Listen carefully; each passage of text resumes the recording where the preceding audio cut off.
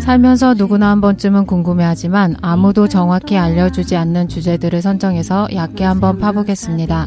지적 대화를 위한 넓고 얕은 지식, 줄여서 지대너비앗 89회 지대무비 지금 시작합니다.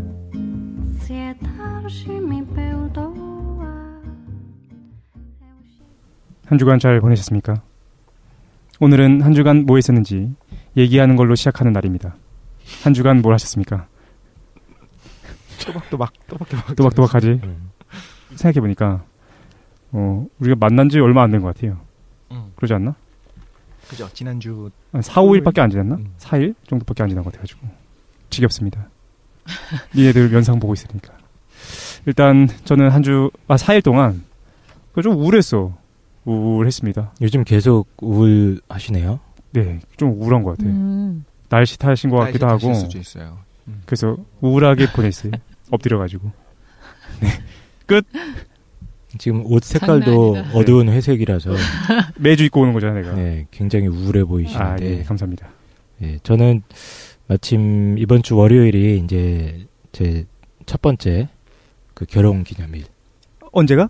지난 월요일이죠. 아, 지난 월요일 날? 네. 아이고, 그래구나. 네, 그래서 이제 네. 무슨 어떤 행위를 해야지 네. 이 사회적 규범과 네. 어떤 도덕적 통념에 올바른 것인가 고민을 한 2주일 동안 하다가 당일까지 아무것도 준비를 못했어요. 아이고. 네, 그래서 이제 부랴부랴 듣는 제가 공포스럽네요. 네. 아무 준비를 네, 못하셨다고요? 준비를 해서 뭐 그냥 꽃다발이랑 편지 정도밖에 준비를 못했는데 너무 감사드리게도 네. 그분께서 괜찮다, 아무 기대하지 않았다 이래주셔서 라고 말씀하시고 꽃다발을 뒤져보신 거 아닐까? 이게 전부가 아닐 것이다. 네네. 그래서 식사 맛있게 하고 새롭게 또 좋더라고요. 그냥 아직 신혼이라 그런가. 예. 울지 말고 얘기하세요. 행복한 한 주일을 보냈습니다. 아, 그렇군요. 예. 일반적으로 결혼 1주년 되면 뭘 하나? 일주일이요? 일주일 되면 싸울 거고 1주년 되면 절 쳐다보시죠. 너밖에 없어. 저는 깡쌤보다 한 주 전이잖아요. 딱 일주일 전. 맞아요. 아, 그렇구나. 네, 결혼 기념일이 그래요. 2주년째죠. 2주년. 그리고 그때가 설이었어요. 아, 네. 민족의 명절과 결혼 기념일을 합쳐서 그때 힘들었죠. 고양이를 키우며. 독실이는 한 주간 뭐 했어요? 저는 오히려 지난주에 좀 여유가 있어가지고 막 게임하고 지냈다고 했잖아요. 고양이 카페. 네, 그거 하고. 근데 그렇게 하다 보니까 사실 되게 바쁜 일들이 이것저것 있었는데 놀던 관성대로 계속 놀았더니 너무 엉망이 된 거예요. 할 일들이 너무 코앞에 닥친 거예요. 그래서 이번 주는 진짜 바빴어요. 이것저것 계속하고 잠도 많이 못 자고. 독실이 바쁘게. 김도인 뭐 하셨습니까? 네, 잘 지냈습니다. 뭐 하면서 보냈습니까? 일하면서 보냈습니다. 이번 주 한 주간 뭐 했는지 엉망진창으로 마무리하는 걸로 하겠습니다. 저렇게 심플하게 얘기할 수 있었는데 네, 저희가 무슨 특별하게 매주 뭐 스펙타클한 일이 있는 사람들이 아니잖아요. 그냥 직장인이고. 생각해보니까 그렇구나. 네, 사회생활 하는 사람들이라. 이 어려운 질문이에요. 그죠? 네. 생각해보면은 이제 어른이 돼가지고 먹고 살다 보면 특별한 게 없으니까. 그렇죠. 네. 월화수목금토일이 뭐 계속 반복되는 경우도 많고. 그렇죠. 그래서 바로 시작하죠 뭐. 지난주에 이어가지고 지대무비 두 번째 시간이 돌아왔습니다. 지난 시간에는 깡생께서 대부, 갓파더 해주셔가지고 반응이 좋았어요. 네, 생각보다 이 대부가 저는 폭발적인 반응이 더 있을 줄 알았는데 생각보다 너무 옛날 영화인 것 같더라고요. 많은 분들이 이제 좋았다고 하셨는데. 게시판 반응이요? 네네. 네, 아니 저는 이것보다 더 많은 분들이 나 대부 좋아한다 이런 걸 보여주실 줄 알았어요. 막 청와대 앞에 시위하고 막 그 네, 정도인 줄 알았는데 이게 너무 옛날 영화더라고요. 그렇군요. 벌써 나도 늙은 것 같다는 생각도 들고. 근데 이 정도면 정말 많았다고 생각하는 게 저희 4명 중에서도 대부를 처음부터 끝까지 본 분이 혼자였잖아요. 네, 맞아요. 그런데 맞아요. 오히려 게시판에서는 너무 좋았다는 분들이 되게 많았어요. 그래요? 참 재밌게 난 봐야겠다 생각하고 있었는데 못 보고 있었는데. 그리고 중력파 얘기도 좀 있었는데, 그죠? 중력파 다 있었고. 아, 저 그거 왜 편집 안 해주시나요? 뭐요? 중력파? 네네. 아, 중력파? 사람들은 한 번 웃지만 그거 평생 남는 거 아닌가요? 그거 윈 게 한두 번이야. 그러니까. 발음 문제는 뭐. 발음 올해 안에 고치도록 하겠습니다. 알겠습니다. 네. 그래서 지대무비 두 번째 시간으로 김도인이 대부 정도는 아무것도 아니다. 이 정도 아니요, 영화는 그런 말 한 적 없어요. 이 정도 영화는 깜짝 봐야 되지 놀랐네. 않냐. 네. 어떤 사회적 문제와 어떤 SF 뭐 이거 모든 걸 다 짬뽕한 영화라고 그렇게 알고 있습니다. 아니요, 말도 안 되는 거 갖다 붙이지 마요. 제목부터 무시무시한. 어떤 영화인가요? 네, 오늘 제가 여러분들을 칼퇴시켜드리도록 하겠습니다. 저희가 항상 녹음 시간이 항상 늦어져가지고 네. 늦게 끝나는데 오늘 조퇴할 수도 있어요. 아 빨리 끝내주시나요? 네네, 빨리 끝내줍니다. 야, 무슨 영화길래? 네. 그 영화에 내용이 없어요. 그 제가 일단 영화 선정하기 중에서 2개 중에서 고민을 하고 있었거든요. 그래서 원래는 지금 오늘 하려고 하는 게 안경이라는 영화인데 안경. 일본 영화예요. 네, 메가네라는 안경이거든요. 메가네. 네네, 일본어로 안경을 메가네라고 해요. 일본 영화 안경을 준비하셨군요. 네네. 근데 이게 슬로우 무비거든요. 그래서 이 영화는 처음에 생각한 건 아니고 처음에 하려고 했던 영화는 카틴이라는 폴란드 영화가 있어요. 카틴. 네네. 그 세계대전 때 폴란드 군인 한 2만 명 정도가 학살당한 사건이 있거든요. 오, 예. 네네. 이제 근데 이게 소련이랑 독일군 사이에서 벌어진 일이어가지고 그 뒤로도 정확하게 진실 규명이 잘 안 됐어요. 폴란드 정권 자체 문제도 있었고 냉전 체제 때문에 미국에서도 그 진실 규명하기를 꺼려하고 이래서 그 사건이 묻혔던 거를 영화화한 게 있거든요. 요거는 얘기할 것도 많고 영화도 굉장히 잘 만들어졌고 실제로 폴란드 대통령이 이 카틴 대학살에 참가하기 위해서 그 기념제 행사에 기념제라고 하면 그렇죠. 그 학살을 추모하는 추모제. 네. 추모제 행사에 참가하려고 가다가 비행기가 추락해서 사망하는 사건도 있고 뭐 여러 가지 내용이 있어서 원래는 이 영화를 다루려고 해서 다시 봤는데 잘 만든 영화인데 보고 나서는 기분이 썩 좋진 않은 거예요. 생각할 거리도 많고 고민도 많고. 무거운 영화. 네네. 네. 대부도 되게 생각할 거리가 많았잖아요. 그래서 그렇죠. 이렇게 가다가는 우울해진다. 네. 그럴 수도 있고 저 개인적으로도 좀 너무 무겁기도 한데라고 해서 이제 2번째로 생각하고 있었던 걸 봤는데 이게 좀 내용이 없어가지고 2시간 안에 다룰 수 있나 고민이 되긴 했는데 이 영화가 조금 더 나을 것 같아서 해보기로 했어요. 그래서 안경이란 네네. 영화를 준비하셨군요. 네. 기대됩니다. 네. 다음에 카틴 해주시는 거죠, 그럼? 언젠가. 지금 아까 말한 게 다예요. 아, 그래요? 그래요? 카틴 일단 끝났고 네, 2번째 카틴 영화. 끝났고. 네. 메가네. 네, 메가네 안경을 해보도록 하겠습니다. 이 안경이라는 영화는 슬로우 무비는 지금 너무 유명해져가지고 많이 이제 개봉작들도 많고 찾아보시면 되게 많이 나와요. 슬로우 무비가 뭐죠, 근데? 슬로우 무비가 거의 아무것도 하는 일 없이 주인공들이 나와서 그냥 일상생활 하는 것들을 아주 느린 속도로 찍는 무비들을 총칭해서 슬로우 무비라고 하는 것 같아요. 아, 뭐 사람이 죽거나 네. 화려한 액션씬이 나온다거나 네, 뭐 어떤 서사나 야한 장면이 나온다거나 네. 그게 없다. 네, 기승전결이 아예 없어요, 그럼? 아니면 있는데 느린 거예요? 네, 감독들은 기승전결 포인트를 의도할 수도 있지만 봤을 때 줄거리상으로 기승전결이 나오지는 않아요. 아, 그 정도로? 네네, 굉장히 잔잔하고 속도감도 굉장히 느려요. 그래서 이거 자체가 아예 안 맞으시는 분들도 있어요. 보다 그만두거나 아니면 무슨 뭐 하는 내용이 아무것도 없다 이렇게 하시는 분이 있어서 그러니까 원래 기존에 슬로우 무비 봤는데 난 너무 싫었다. 아니면 내용 없거나 이렇게 잔잔하게 어떤 일상적인 장면 보여준 영화 싫어한다라고 하시는 분들은 보지 않으시는 게 좋아요. 그 노르웨이인가? 노르웨이 슬로 TV라고 있잖아요. 그래가지고 그 계속해서 한 가지 느리느리 가는 걸 계속 보여주는 TV 있는데 그런 거랑 비슷한 건가?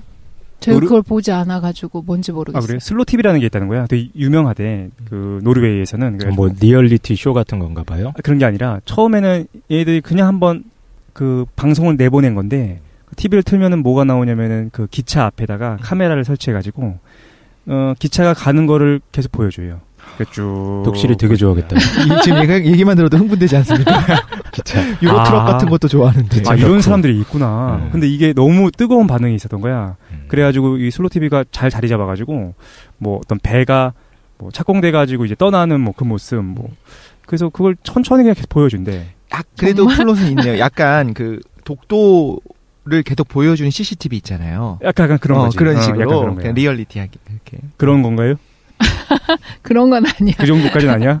당연히 이야기는 있지. 근데 네. 이제 우리가 볼 때는 어떤 일본의 작은 마을에서 맞아요. 일어나는 일들을 볼 수 있으니까 약간 그걸 엿보는 느낌, 우리 입장에서는 볼 수 있겠네요. 그게. 네, 그런 걸 수도 있어요.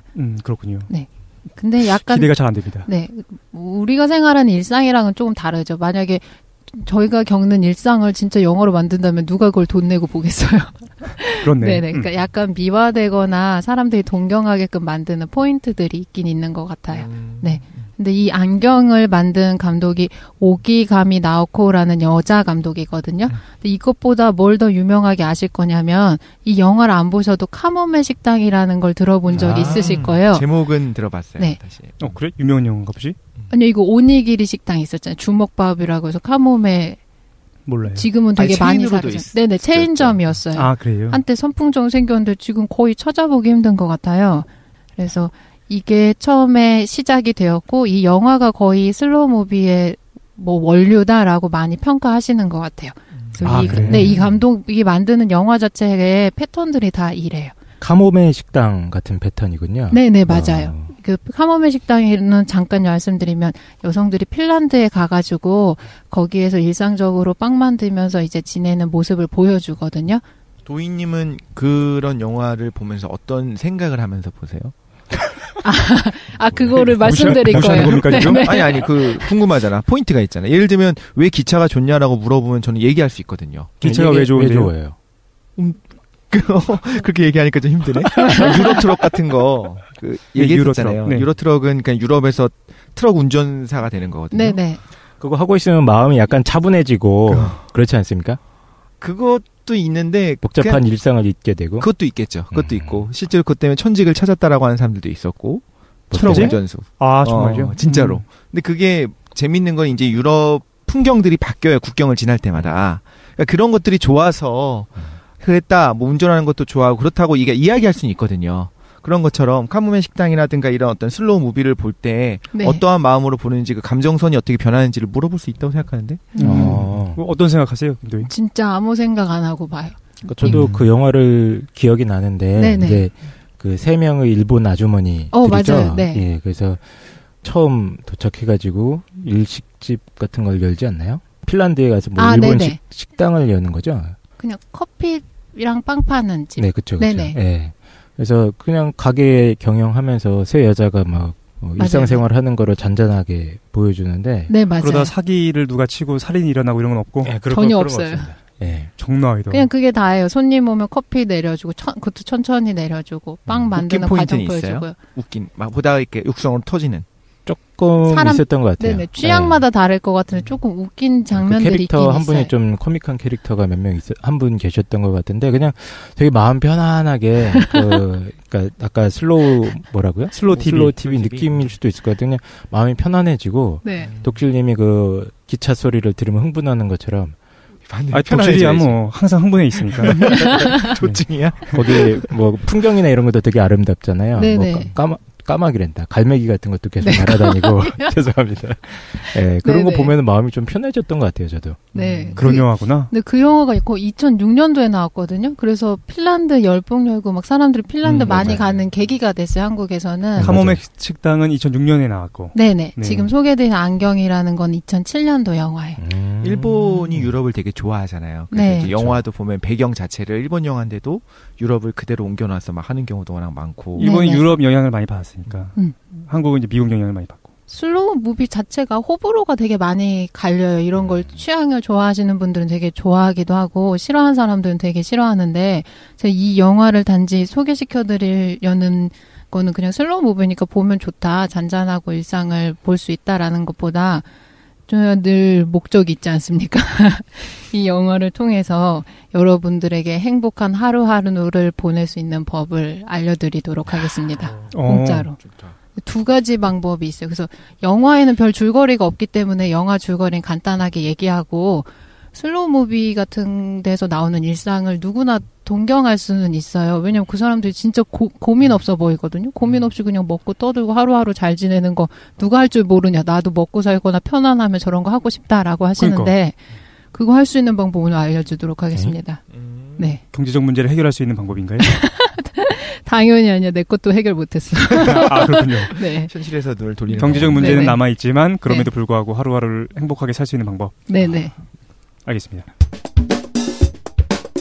근데 여기 배우 좀 잠깐 설명하면, 만약 이 영화를 보시고 이런 영화 좀 괜찮다라고 이제 느끼신 분들이 연관해서 보시면 좋을 게, 여기 주인공 여주처럼 나오는 분 이름이 고바야시 사토미란 여성이 나와요.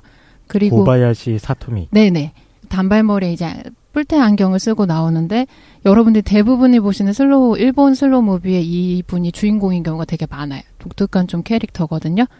그래서 이 영화가 마음에 든다 그럼 이분이 출연한 장면 이렇게 쭉 봐도 웬만하면은 취향에 맞을 수가 있어요.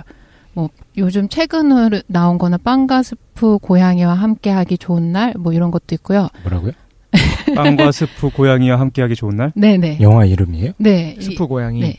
이분이 나오는데 어머니가 돌아가셔서 어머니가 운영하시던 이제 식당을 물려받아서 빵이랑 스프를 만들어서 팔기 시작해. 고양이를 키우면서. 빵과 스프 고양이. 네, 와 함께하기 좋은 날.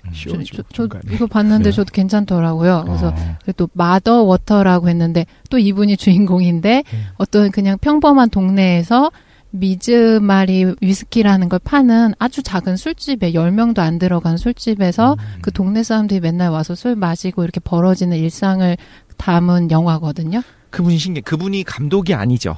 이 사람은 영화 배우예요. 네, 배우. 근데 이렇게 슬로우 무비를 찍는 감독들이 저분이 굉장히 잘 어울린다고 생각해서 그분을 계속 데려다가 캐스팅을 하는 거네요. 그런지는 잘 모르겠어요. 네, 여기 말씀드린 감독은 다르거든요. 빵과 스프 이 영화랑 마더 워터랑은 같은 감독이에요. 근데 안경의 감독이랑은 다른 감독이에요. 그다음에 주성치를 계속 쓰는 것처럼. 그런 걸 수도 있어요. 근데 들어보니까 슬로우 TV는 다 어떤 자영업과 관련된 내용이네요. 뭔가 만들어 팔고. 슬로우 무비. 슬로우 무비는. 뭐 계속 커피 팔고 빵 근데 팔고. 저희도 일상적인 직업이라는 게 있잖아요. 그럴 수도 있네요. 회사를 보여주진 않잖아요. 네, 그러니까 이런 걸 하려면은 일단 자본이 있어야 돼. 먹고 사는 게 있어야지. 근데 약간 이런 생각이 들었어요. 모든 회사원들 꿈이라고 하는 것 중에 하나가 커피숍 해갖고 뭐 강릉같이 이제 바다 보이는 데서 커피숍 하면서 그냥 손님들이랑 이야기하면서 이렇게 살고 싶다라고 하는 이야기들 하잖아요. 실제로 그 안에 있는 치열함 말고. 네네. 그러니까 여기도 바다가 혹시 나오나요?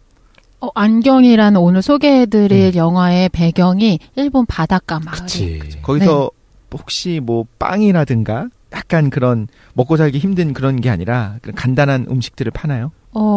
그것보다 민박집이 나와요. 동네 민박집이 주인. 거기까지 또 하면서 강릉에서 펜션이나 하고 살아야지 뭐 이런 생각들. 여러분들이 이런 비판을 할 줄 알고 내가 준비해 왔어요. 뒤에. 이것도 한 5억은 있어야 되는데 네. 좀 비판이 아니라 네. 오히려 한 번씩 그런 생각을 해볼 만하다는 거죠. 현대인의 욕망을 잘. 그러니까 현대인들이 그러고 싶어하잖아요. 알겠습니다. 어쨌든 그 영화 배우분께서 반복해서 출연하신다. 네네. 고바야시 사토미. 네. 그리고 뭐 수영장이라고 해서 태국을 배경으로 한 그 영화도 있고, 남극의 셰프는 이분이 나오는 건 아닌데 슬로우 무비 좋다, 이거 뭐 이런 거 보니까 재밌다라고 하시는 분들이 보면 또 재밌어요. 남극의 셰프?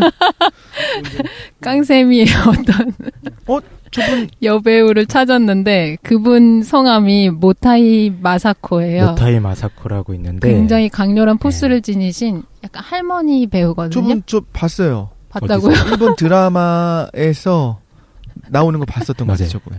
많이 나오죠. 굉장히 많이 출연하시는 분이고, 제가 본 일종의 이런 슬로우 무비에도 빠짐없이 나오셨던 분 같아요. 맞아요. 약간 웃는 상, 한 상. 네, 주연급보다는 약간 조연급으로. 네. 항상 약간 주조연급으로 나오시는데. 오맹달 같은 사람이구나. 그렇다. 네. 일본은 일본의 배우들 스타일을 잘 몰라가지고. 근데 알겠습니다. 모타이 마사코라는 이 여배우도 고바야시랑 항상 팀으로 나와요. 항상 그런 것 같아요. 둘이 같이 나와요. 어떤 관계인지 모르겠는데 대부분의 슬로우 무비를 보면 이 두 분이 같이 나오는 경우가 되게 많아요. 그래서 네. 내용이 점점 궁금해지기 시작합니다. 네네. 지금 말씀드린 고바야시라는 여배우는 안경이란 영화에서 타에코 역으로 나와요. 타에코. 네. 그러니까 남쪽 해안가 섬마을이 이제 배경인데, 타에코라는 여성이 큰 트렁크를 들고서 여기 이제 휴식을 취하러 오는 게 영화의 시작이에요. 남쪽 바닷가. 네네. 그리고 모타이 마사코라고 하는 할머니 정도의 연세가 있는 분이 나오는데, 이분은 사쿠라 역이고요. 사쿠라. 네. 이분은 남쪽 여기 섬마을에 항상 언제 오냐면 봄마다 찾아오는 사람이에요. 네, 일정하게 정기적으로 봄만 되면 와서 지내고 다시 봄이 이제 끝날 무렵에 떠나요. 이치가와라는 배우도 나오는데 하루나 역에 고등학교 생물 선생님이 나와 여선생님.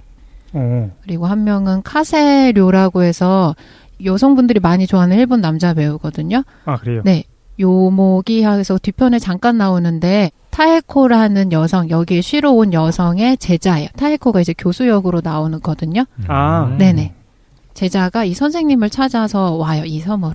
일단 주인공이 그러니까 그 고바야시 사토미라는 배우가 연기한 타에코. 네. 그분이 주기적으로 이 남쪽 섬마을에 쉬러 오시는 건가요? 이 사람은 그냥 우연히 온 거예요. 남쪽 섬마을에. 주기적으로 온 사람은 아까 보신 사쿠라. 네, 사쿠라라는 할머니 배우. 할머니 네네. 배우가 주기적으로 오는 양반이고. 네, 그리고 하루나는 이 지역에 살고 있는 여자 생물 선생님이에요.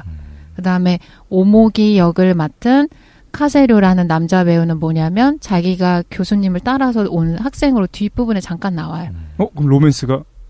그거는 뭐 드러나진 않아요. 영화상에서는. 알겠습니다. 네, 그다음에 이 사람이 살인범은 아니고. 네, 아니에요. 알겠습니다. 카세료는 뭐 일본 영화에 너무 많이 나오기도 하고 여성분들이 많이 좋아하셔서. 그다음에 유지역이라고 여기에 민박집 하마다라는 민박집이 배경이 되거든요. 여기 남자 주인이 있어요. 대표적으로 5명 정도만 알고 있으면 돼요. 5명밖에 안 나오거든요. 그래서 줄거리를 먼저 말씀드릴게요. 줄거리 굉장히 짧아서 슬로우 무비이기 때문에 어떤 기승전결 구도를 갖고 있거나 뭐 갈등 복성 이런 거 전혀 안 나와요. 아까 말씀드린 것처럼 타에코라는 주인공, 여자 주인공이 휴대폰이 터지지 않는 지역을 찾아서 이 지역에 대해서 자세히 모르면서 그냥 와요. 일상적인 휴식을 취하러. 네. 그리고 첫 장면이 뭐냐면은 이 여성이 아주 큰 트렁크를 끌고 내리거든요. 하마다라는 민박집을 가기 위해서 바닷가 마을이기 때문에 바닷가의 모래사장을 쭉 지나가요. 트렁크를 끌고? 네. 근데 이제 제가 인상 깊었던 장면이기도 한데 모래사장을 트렁크를 끌고 가니까 잘 안 끌릴 거 아니에요. 그러니까 그 여자 주인공이 낑낑거리면서 그 트렁크를 계속 끌고 가는 장면이 나와요. 첫 장면에? 네. 짜증나겠네요. 네. 그리고 그 해안가이기 때문에 그 뒤편에 누가 있냐면 아까 말씀드린 봄마다 정기적으로 방문하는 할머니인 사쿠라 분이 여기에서 봄마다 와서 뭐를 하냐면 빙수를 만들어서 팔아요. 근데 돈을 받고 파는 건 아니고 빙수를 먹고 자기가 주고 싶은 게 있으면 그 할머니한테 주고 오면 돼요. 그래서 동네 꼬마는 뭐 이렇게 자기가 적은 편지 같은 걸 주고 오거나 야채가 있으신 뭐 동네 어른들은 뭐 야채를 주고서 먹거나 얼음 가게 이제 아저씨는 얼음을 주고 먹거나 이렇게 물물 교환 형식으로 해서 먹는 빙수 가게를 열어요. 그럼 그분은 뭐 해 먹고 살아요? 그러니까 이분은 여기 생활자가 아니에요. 그게 뭐 직업이 뭔지 어디서 살고 있는지가 전혀 안 나와요. 일본 뭐 연금을 타거나 뭐 여러 가지 뭐 돈이 있을 테니까. 네네. 사쿠라라는 그 할머니는 빌딩이 몇 개 있을 수도 있고요. 아니면 알고 보니 그 섬이 내 거였어. 섬 주인. 그렇군요. 네네. 우리가 생각할 수 있는 건 겨우 이 정도인 거지. 근데 이제 타에코가 그 모래사장에 낑낑 트렁크를 끌고 자잖아요. 첫 장면에서. 근데 그 뒤에서 사쿠라가 보면서 어떻게 하냐고 하면 빙수 먹고 가라 그래. 빙수 있습니다. 그러니까 타에코가 거절해요. 빙수 안 먹는다고 하고 그냥 쌩까고 지나가는 장면이 나오거든요. 왜냐하면 타에코라는 여자 주인공이 빙수를 별로 안 좋아해요. 네, 그러니까 관심이 없어서 이렇게 해서 민박집에 도착하게 돼요. 이 민박집이 되게 특이한 게 하마다라는 이름이거든요. 이름을 아주 작게 걸어요, 간판을. 왜냐면 사람이 많이 오는 거, 손님이 많이 오는 거 자체를 반기지 않기 때문에 이름 자체가 홍보 목적이 없는 거예요. 그리고 이 주인집 아저씨도 뭐 손님을 막 상냥하게 대해주거나 이런 거 없이 그냥 되게 담담해요. 타에코라는 여성이 오니까 방을 안내해주고 그 다음에 저녁은 내가 나가서 먹을 건데 너도 같이 나가서 먹을래? 라고 물어보는데 타에코가 이렇게 벙찌니까 아니 난 괜찮아 라고 해서 자기가 이제 요리한 도시락을 들고 그 자기가 같이 저녁 먹을 사람들을 만나러 나가요. 그래서 타에코는 그냥 그날 저녁에 그냥 멍하니 있다가 잠에 드는 장면이 거의 첫 장면이거든요. 네. 이걸 그냥 아주 느린 속도로 보여주게 돼요. 이게 영화의 절반인가요? 아니에요. 아닙니까? 네, 다행입니다. 앞부분이 앞부분. 다행이네. 도희님 눈으로 볼 때는 그 거기까지의 장면이 네. 아름답나요? 그래도 이국적이고? 근데 배경 자체가 오키나와 섬 주변의 그 해안가처럼 에메랄드빛이 비춰지는 바닷가가 이제 배경이 되거든요. 일상적인 모습 자체의 영상은 아름다워요. 그리고 하마다 민박집이라고 하지만 실제로 오픈되어 있는 구조고 주방이나 이런 것도 되게 좋고 동경할 만해요. 그 요즘에 버리는 거 되게 유행이어가지고 가재도구 막 정리해서 버리시는 분들 있잖아요. 그 책 때문에. 뒤늦게 한국에서 또 유행하지. 네네. 일본에서 그 단순하게 사는 삶 그 열풍이 불어서 그러니까 그런 방이 나와요. 타에코란 여성이 묵는 방에도 그냥 이부자리랑 전등 정도 하나밖에 없어요. 아주 단순한 지역이라고 생각하시면 돼요. 그러니까 우리가 흔히 뭐 할리우드 영화 같은 거를 켰을 때 네. 처음 한 10분에서 15분 동안에 등장하는 그 어떤 스펙타클은 하나도 없는 거네요. 네네. 깨 부시고 막 폭파시키고 이런 거 하나도 없어. 폭파시키고 깨 부시고 막 여자 주인공 막 움직이고 이런 게 하나도 없는 거구나. 그렇군요. 네네. 없어요. 그냥 잔잔합니다. 동네 할머니들 몇 명 지나가는. 네네. 맞아요. 타에코는 이제 어쨌든 휴대폰이 터지지 않는 지역으로 온 건데 여기가 자기가 이제 쉬러 온 거니까 뭘 하려고 그래요. 그래서 관광할 때 있냐, 뭐 여기서 사람들 와서 뭐 하냐 이런 거 물어봐요. 주인한테. 네. 근데 주인이 뭐라고 하냐면 되게 어리둥절하면서 여기 관광할 때 전혀 없다고 하고 여기 오는 사람들은 아무것도 안 한다고 그래요. 그래서 사색하러 오는 거지 여기 뭐 관광도 아니고 사람들이 아무것도 안 하는데 되게 어리둥절하거든요. 처음엔 타에코가 여기에 사람들의 삶의 방식에 적응하지 못해요. 그걸 약간 좀 불편해하고 이러거든요. 밥도 같이 먹지 않고 이런 장면들이 나오는데 나중에는 이제 같이 뭘 하게 되냐면 아주 단순해요. 이 동네 사람들이랑 여기 제가 아까 말씀드린 5명의 사람들이 뭘 하냐면 아침에 일어나서 해변가 앞에서 메르시 체조라는 거를 해요. 그래서 안경이란 영화를 찾아보시면 그 포스터에 주인공들이 이상한 동작을 하고 있거든요. 그게 체조하는 모습이에요. 체조? 네, 저희 웃긴 국민 체조라고 생각하면 되는데 아침에 일어나면 동네 애들이랑 그 사쿠라라 할머니 그다음에 여기 하마다 민박집의 주인인 유지 이런 사람들이 모여가지고 바닷가 앞에서 바다 보면서 체조를 해요.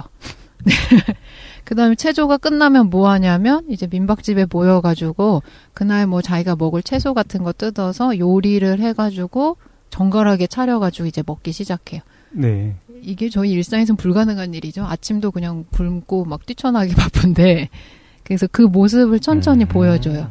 그 다음에 이제 뭐 하냐면 낮에는 해변가에 앉아서 사쿠라라는 여성 할머니가 빙수를 판다고 했었잖아요. 네. 네, 그러면 사람들이 그냥 1명, 2명씩 와요. 그 빙수 가게. 빙수 가게가 저희가 무슨 한국의 그런 빙수 가게 생각하시면 안 되고 그냥 바닷가 앞에 나무 판자로 이렇게 만들어 놓은 집 같은 거거든요. 그 옆에 그냥 의자, 벤치 같은 것들이 있어요. 사람들이 빙수 받아서 그냥 바다 보면서 앉아가지고 가만히 천천히 막 먹어요. 그거를. 그런 내용이고. 네. 그리고 그게 끝났다 그러면 저녁에 또 다시 모여서 서로 뭐 자기가 가진 음식이 있거나 이러면 고기를 구워 먹기도 하고 저녁을 만들어 먹으면서 얘기하면서 밥을 먹고 그냥 그게 다예요. 하루 일상. 이게 영화가 아니라 김도희님이 지난주에 어디 놀러 갔다 온 거 아니에요? 야, 근데 이게 내가 꿈꾸는 이데아. 현대판 유토피아인 것 같다. 현대인들이 그쵸? 꿈꾸는 이상향의 모습이 그냥 다 들어있어. 반자본주의적이고. 네. 그런 거를 담아 있다라는 생각이 들어가지고. 일단 계속 들어봅시다. 네네. 네, 그래서 이게 그냥 영화 전체예요. 이게 다고. 끝났습니까? 네. 돌아가지도 않아요? 현실로? 현실 돌아간 장면이 나오는데 이제 타에코란 여성 여기 잠깐 일시적으로 왔다고 했었잖아요. 예. 근데 처음에 이제 적응을 못 하고서 어떤 게 있냐면 이게 뭐 단편 영화예요? 아니요, 그냥 장편이에요. 15분짜리 아니에요? 8분 안에 끝낼 수 있을 것 같아요. 아까 타에코 여성이 이 하마다 민박집이 불편한 거예요. 왜냐하면은 어떤 뭐 정기적으로 나오는 음식 시스템이 있는 것도 아니고 주인이 같이 요리해서 같이 밥도 먹고 그리고 되게 깜짝 놀라는 게 아침에 자고 일어나면 사쿠라는 할머니가 무릎을 꿇고 앉아 있어요. 그러면서 좋은 아침이다. 오늘 날씨가 굉장히 맑다라고 하면서 인사를 해요. 그러니까 이 여성이 깜짝 놀라는 거예요. 타에코가. 자기가 자고 있는 방에 들어와서? 네. 할머니가? 그냥 아침 이렇게 인사를 해주는 거예요. 아침 시작했다. 뭐 아침 먹으러 와라. 오늘 날씨 좋다. 이렇게 하는데 타에코가 나중에 할머니한테 뭐라고 하냐면 이거 불편하니까 하지 말라고 하고 나중에 또 밥도 같이 먹자. 그러니까 이게 자꾸 불편한 거예요. 타에코는 엮이기가 싫으니까 나중에 다른 숙박집으로 간다고 하고서 여기를 나가요. 근데 이 집주인이랑 생물 선생님이 같이 있는데 하루나? 네, 하루나라는 생물 선생님이 뭐라고 하냐면 다른 민박집 마린 팔레스로 가고 싶다고 하는데 마린 팔레스는 조금 가기가 이러면서 난색을 표해요. 그러니까 그 지역이 아주 작은 섬마을이니까 숙박업소가 하나 더 있었는데 그 이제 타이코 여성한테는 안 들어오는 거예요, 귀에. 왜냐면 여기 너무 싫으니까 다른 데로 가고 싶어서 그래서 이제 데려다 줘요, 그 지역에. 네. 그래서 내려서 보니까 거긴 어떠냐면 완전 그냥 공산주의 사회인 거예요. 같이 뭐 이렇게 밭 갈고 농사 짓고 하면서 노동에 이제 뭐라고 하나 가치를 깨닫고 같이 밥 해 먹고 이런 거를 단체 생활하는 곳이었던 완전 거예요. 공동체. 아, 그렇군요. 네네. 그래서 타이코가 질려가지고 다시 이제 하마다 숙소를 찾아가려는 장면이 중반부쯤 나와요. 아, 네. 근데 이제 섬마을이니까 비포장 도로를 태워다 줬잖아요, 처음에는. 근데 다시 마린 팔레스에서 자기가 돌아왔던 길로 가려면 걸어가는 거예요, 타이코가. 근데 이제 트렁크를 큰 걸 자기가 가지고 왔단 말이에요. 그걸 질질 끌고 계속 걸어가요. 한참 걸릴 때니까 중반부쯤 가다 지쳐서 길에 앉아있는 장면이 나오거든요, 타이코가. 그리고 이제 해도 거의 저물어서 아침에 출발했는데 저물어서 그냥 어스름 저녁 무렵에 저 멀리서 사쿠라 할머니가 자전거를 타면서 이렇게 와요, 타이코한테. 근데 이제 타이코 그 뒷좌석에 사람이 탈 수 있는 자전거예요. 2인용 자전거가 아니고 마치 이렇게 뒷좌석에 앉아서 갈 수 있는 것처럼. 네, 그래가지고 네. 그래서 타이코가 자기 트렁크를 질질 끌면서 그 사쿠라 할머니 자전거로 다가가니까 사쿠라 할머니가 인상을 팍 써요. 왜요? 트렁크를 갖고 온 거예요. 사람밖에 탈 수 없는데. 그러니까 이제 타이코가 자기 트렁크를 버리고 거기에 아주 지친 표정으로 앉아서 이제 사쿠라 아주머니가 자전거를 달리면서 이제 다시 돌아가는 장면이 나오거든요. 근데 저희가 영화에서 좋아하는 두 번째 장면인데 인생에 저렇게 지친 시기가 있었을 때 누군가 저렇게 자전거를 타고서 데리러 와주는 사람이 있었으면 좋겠다라는 마음이 드는 장면이에요. 갑자기 울컥할 것 같은데? 네, 그래서 실제로 보면 되게 좋아요. 그 장면 인상이 되게 남았던 것 같아요. 트렁크를 버리잖아요. 네, 트렁크를 버려요. 근데 특이하게 사쿠라라는 할머니가 봄마다 요 섬마을에 온다고 했었잖아요. 네. 그 할머니가 올 때 어떻게 오냐면은 그냥 마치 시장 보러 온 것처럼 단초랑 가방 하나만 들고 오거든요. 네네. 근데 이제 자기 거니까. 보통 헐리우드 영화에서는 그런 트렁크를 버리고 오게 되면 약 15초 후에 폭발하지 않습니까? 네, 그런 것도 없고. 아까 헐리우드 영화 말씀하셔서 저는 다른 공동체 그 호텔인가요? 숙박소에 들어갔는데 거기가 안 맞았잖아요. 네. 강제로 노동을 해야 되고 다 같이. 거기 나오고 싶을 때 못 나오죠. 아, 그런 걸 생각했구나. 네네. 난 제다이와 어떤 그런 걸 생각했어요. 그래서 서로 전투하고. 타이코가 갔다 온 뒤부터 좀 변화해요. 사람들이랑 같이 밥도 먹고 아침에 나가서 체조도 같이 해안가에서 처음엔 다 안 했거든요. 그러니까 처음에는 적응 못하고 뭔가 좀 안 맞았다가 네. 그 자전거 탄 장면 이후로 이제 공동체 생활에 적응해 나가는 거군요. 네네. 그러니까 이 섬 사람들의 생활 자체가 도시 사람들의 생활 방식이랑 완전 달라요. 속도도 그러네. 너무 느리고 아침에 솔직히 저희가 체조하거나 이런 시간이 없잖아요. 바닷가 앞에 사는 것도 아니고 밥 먹을 시간도 없는데 그리고 나가서 해안가에서 빙수도 먹어봐요. 처음에 계속 안 먹는다고 하다가 그 다음에 사색하는 법이나 혼자 있는 시간을 타이코가 굉장히 불안해하거나 불편해하다가 나중에는 자기 혼자 있는 시간을 가져요. 그래서 바닷가 앞에서 뜨개질도 하고 멍하니 바다도 바라보고 하늘도 보고 이런 장면이 나와요. 눈물 날 것 같아 나는. 이게 울지 마 이 자식아. 뭔가 이렇게 와서 간섭하고 뭔가 같이 하자고 하는 거를 불편했다고 했잖아요. 근데 그 사람들이 간섭하는 것도 아니고 아침에 해안가에서 체조하는데 그거 한번 해보실래요? 좋은데. 그냥 다 싫었던 거예요. 그걸 안 했잖아요. 근데 네네. 방금 전에 말씀하실 때 혼자 있는 것도 불편했다면서요. 그럼 그 사람은 뭘 원한 거예요? 그러니까 도시적인 생활을 익숙한 그걸 원했겠지. 아니잖아요. 그걸 피해서 휴대폰이 안 터지는 곳으로 온 거잖아. 근데 네네. 그 이상향만 있고 이런 것 같아. 내 생각에는 자기가 찾는 이상향이 그런 거였어. 쉬고 혼자서 뭔가 소소히 하고 어떤 공동체적인 삶이 있고 현대인이 다 꿈꾸는 거.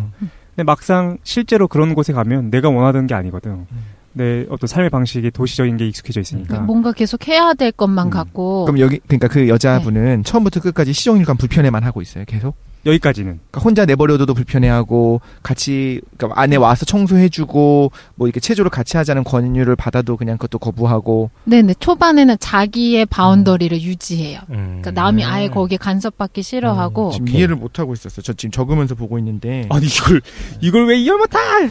아니 왜냐면 저는 계속 뭐라고 생각했냐면 네. 이 사람은 완벽히 혼자 있고 싶고 타인으로 있고 싶어서 여기를 여행을 왔구나라고 생각하고 있었어요. 그런 걸 수도 근데 있죠. 방금 전에 말씀하실 때 혼자 있는 시간을 불편해했었다가 이제 점차 혼자 있는 시간을 받아들이기 시작했다고 했잖아요. 아, 근데 혼자 있을 때도 제가 생각했을 때 혼자 있는 시간을 보내는 게 사람마다 스타일이 다른 것 같거든요. 정말 자기 아하. 혼자서 가만히 있어도 편안한 사람 있고 혼자 맞아요. 있어도 계속 무슨 일을 하거나 아. 자기가 해야 할 거를 하는 사람들이 있어요. 혼자서 휴대폰을 들여본다든가 네네. 노트북을 한다든가. 그래서 아무것도 안 하는 할 게 전혀 없는 마을이니까 시골 마을에 가만히 그냥 있는 것 자체가 낯설거나 불편한 경험일 수가 있어요. 난 이해할 수 있을 것 같아. 저도 이해할 수 있을 것 같은데 이게 만약에 명상을 처음에 뭐 여러분들이 들었다 그러면 도대체 눈 감고서 가만히 뭐 하는 거야? 이렇게 생각하면 그거 자체가 불편하다고 생각할 수가 있거든요. 아주 쉽게 얘기하면 그거지. 현대인이 바빴어. 그래서 명상 같은 게 있대. 그래서 명상 같은 거 해봐야 되겠다. 그럼 마음의 평화가 오고 내 삶이 뭔가 해결될 거야. 명상 센터로 가는 거지. 명상해봤더니 짜증이 나는 거죠. 내가 생각했던 건 이런 게 아닌데. 막 불편해. 할 일 없고 이 사람들 뭐 하고 있는 거야? 이렇게 생각이 들 수도 있고. 자기가 그걸 찾아갔잖아요. 그러니까 저는 뭐라고 생각을 했냐면 이 마을에 안 어울리는 사람이라고 생각했어요. 그래서 정보가 중요하다는 생각을 했어요. 두 군데 있는 민박집이 두 개가 있는데 하나는 할머니가 안에 들어와서 막 사람이 누워 있는데도 불구하고 막 이렇게 간섭은 아니지만 무언의 압력을 넣는 거지. 청소를 막 하고 있고 우리 앞에서 다 같이 체조하니까 너도 하는 게 어떠겠니?라고 권유하는 것조차 불편한 사람들이 있어요. 그렇죠. 정말 철저히 혼자 있고 싶고 타자가 되어 있고 싶기 때문에 나를 아는 사람이 아무도 없는 데로 갔는데 그걸 갔더니 여기는 너무 서로 친한 거야. 어느 정도. 그래서 막 지나갈 때마다 인사를 건네고 초대하고 그래서 다른 데로 갔더니 혼자 있고 싶어서 거기는 다 같이 일을 해야 되고 뭐 손에 굳은 살이 없으면 밥을 못 먹게 하는 그런 동네니까 다시 나온 거잖아요. 그러니까 저는 오히려 이 사람은 이 섬인가요? 해안 마을인가요? 그냥? 이 마을에 어울리지 않는 사람이다. 이 사람은 오히려 철저하게 혼자 있을 수 있는 공간으로 갔어야 됐다라고 생각을 하면서 들었거든요. 지금까지. 아마 근데 그 사람은 철저히 혼자 있는 공간에 갔었어도 불편했을 그러니까 불편한 것 같아 지금. 그러니까 여러 가지로 해석할 수 있는데 영화니까. 근데 이 타에코라는 여성 자체가 혼자 있는 경험을 익숙하지 않은 거죠. 도시에서 혼자 있다는 거는 진짜 혼자 있는 게 아닌 거잖아. 그러니까 자기가 사람들을 차단하고서 자기가 혼자 있는 공간을 확보할 수 있는데 정말 아무것도 주어지지 않았을 때 자기가 그냥 존재하고만 있는 것 자체의 경험이 불편할 수도 있어요. 혼자 있다라고 표현하기보다는 그냥 아무것도 안 하고 있는 것이 불편했던 것 같아요. 그러니까 처음부터 잘못 온 거죠. 제대로 온 거지. 근데 이게 영화여서 제가 이야기를 전달하다 보니까 어떤 이런 사건들을 얘기할 때 독실님 상상하시기에는 이 사람들 되게 친밀한 관계를 유지하고 있고 체조도 같이 하고 밥도 같이 먹고 이런 되게 친근한 관계인가 보다라고 생각하실 수 있는데 아닐 것 같은데. 영화를 보면 정말 그냥 철저히 그냥 자기 바운더리가 있어요. 왜 그러냐면 전 상상하면서 내가 거기 갔다면을 지금 상상하면서 듣고 있어요. 사실 오키나와 저는 이 공동체가 무너졌을 겁니다. 그래서 그걸 상상했거든요. 네. 그리고 혹은 뭐 가본 적은 없는지 대마도 같은 데도 가면 아무것도 볼 게 없다고 하잖아요. 그냥 일본 시골 해안 마을이에요. 근데 이제 건물들이라든가 차라든가 이런 것들이 다 한국이랑 다르겠죠. 일본의 어떤 느낌들이 날 거 아니에요. 그럼 거기를 되게 가고 싶어요, 저는. 그러니까 좀 이 주인공이랑 비슷한 마음이라고 생각했어. 가서 일상을 다 내려놓고 가갖고 그냥 아무것도 안 하고 혼자 있고 싶은 생각을 한 거예요. 그래서 이 주인공이 나랑 같은 마음이겠구나라고 하고 들었거든요. 그러다가 내가 방에서 이제 좀 늦잠을 자고 꾸물꾸물하고 있는데 누군가 쑥 들어와갖고 청소를 하는 거 생각하니까 소름이 확 끼치는 거지. 그래서 공감을 했어요. 그 다음에 이제 앞에 또 체조를 하는데 아무도 강요하지 않는 것도 알겠는데 다 같이 모여서 체조하는 거를 권하는 것 자체가 싫을 것 같은 거예요, 저는. 계속 공감을 하고 있었는데 갑자기 근데 혼자 있는 거를 불편해하던 사람이 이제 혼자 있기 시작했다라고 말씀하신 부분에서 나랑 다르구나라는 생각이 드는 거죠. 일단 한번 끝까지 한번 들어봅시다. 네네. 근데 독실님처럼 느낄 수도 있어요. 주인공이 그렇게 느꼈을 수도 있는데 중간에 어떤 자기의 마음이 변화하는 계기가 생긴 거죠. 그게 이제 자전거를 타고 돌아온 사건이 돼요. 영화 속에서 비춰질 때는. 오케이. 그다음부터는 아까 말씀드린 대로 밥도 같이 먹고 빙수도 나가서 그냥 먹고 혼자 있는 시간을 그냥 즐겨요. 뜨개질도 하고 바다도 바라보고 그다음에 저녁에 같이 밥 먹자 그러면 같이 밥을 먹기도 하고 이런 식으로. 감독의 시선에서 그걸 긍정적으로 보나요? 아니면 무덤덤하게 보나요? 그냥 보여줘요. 관조하듯이. 근데 어떤 긍정적인 시각 자체가 없다고 보기가 힘든 게 왜 그러냐면 그 화면 자체를 보면 이러한 슬로우 무비 자체를 좋아하시는 분들은 그 상황을 동경하게 돼요. 아, 나도 저런 장소 가서 좀 쉬고 싶다. 저렇게 맘 맞는 사람들이랑 만나서 맛있는 거 먹으면서 일상을 즐기고 싶다라는 생각이 드니까 감독도 분명 그런 시선을 그렇죠, 넣어서 만들었을 거예요. 네. 거기서부터 지금 나랑 이제 어긋나기 시작했어. 야, 어디 이걸 들으면서 이게 불편할 수가 있지? 네, 이해할 수가 없습니다. 네, 어쨌든. 그러니까 결국엔 이 사람은 원하지 않았지만 하기 시작하는 거잖아요. 근데 그 원함이 자기가 원하는 게 뭔지 잘 모를 수도 있어요.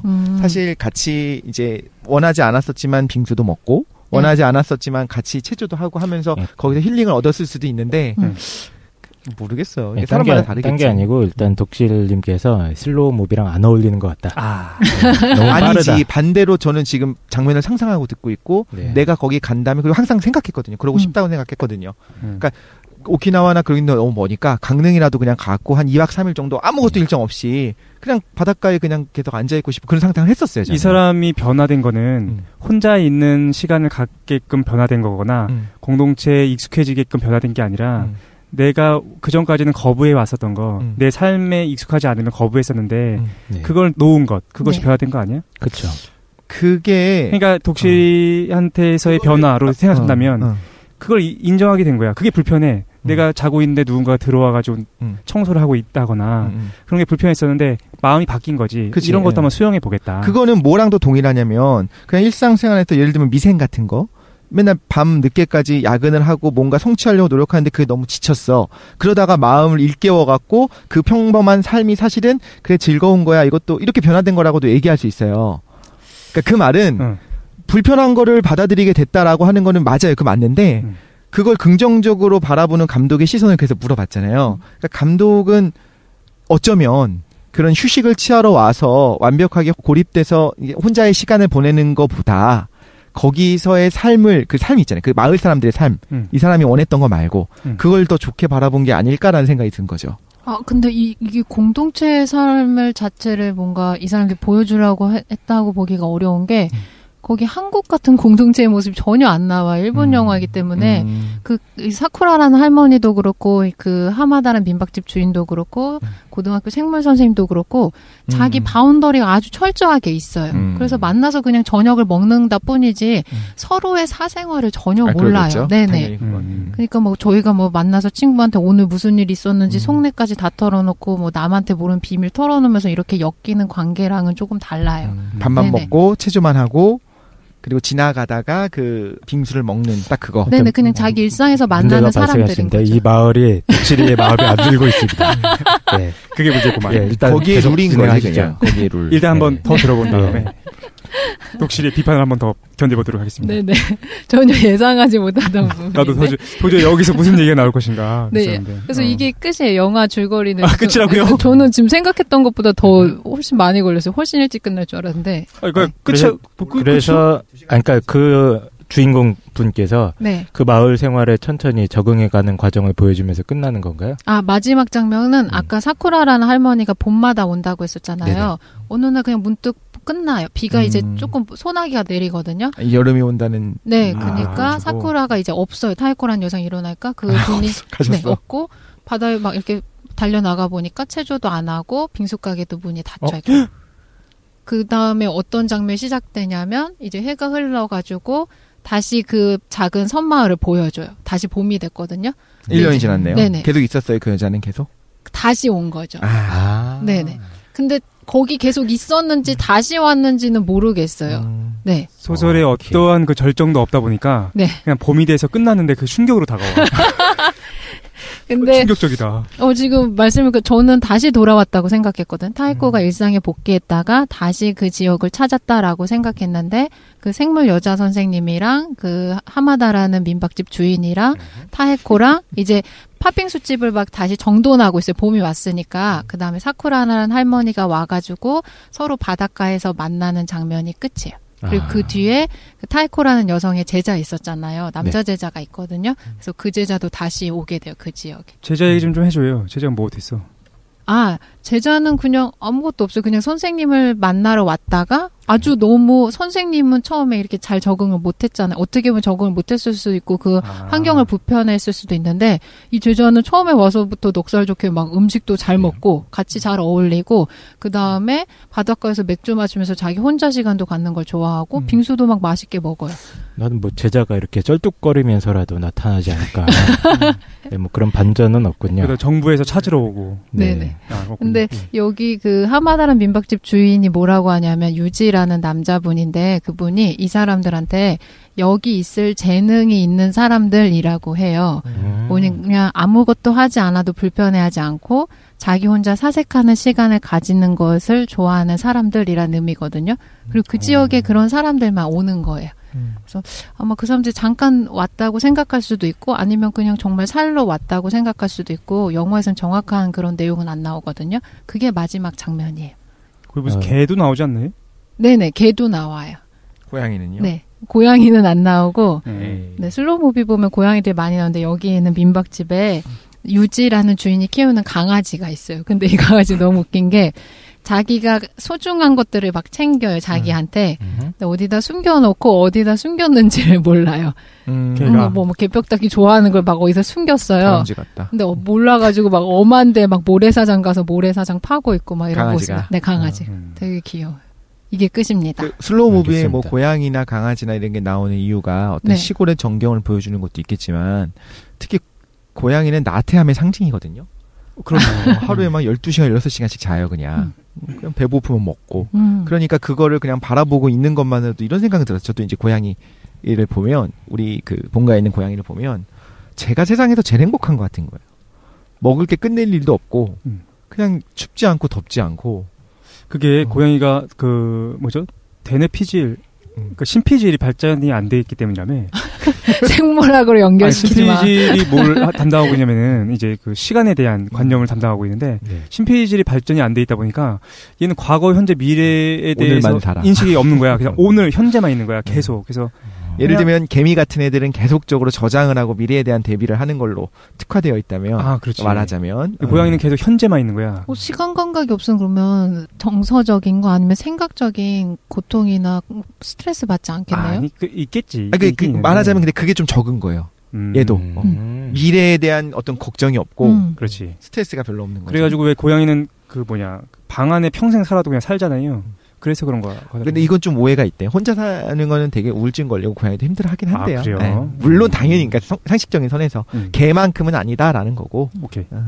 이렇게 끝났군요. 네. 알겠습니다. 제가 이제까지 역사상 들어본 가장 스펙타클한 어떤 영화 줄거리가 아닌가. 나도 아까 문 닫는데 깜짝 놀랐어. 네. 문 닫았다니 깜짝 놀랐는데. 잠깐 쉰 다음에 얘기를 계속해 보도록 하겠습니다. 잠깐 쉬시지요.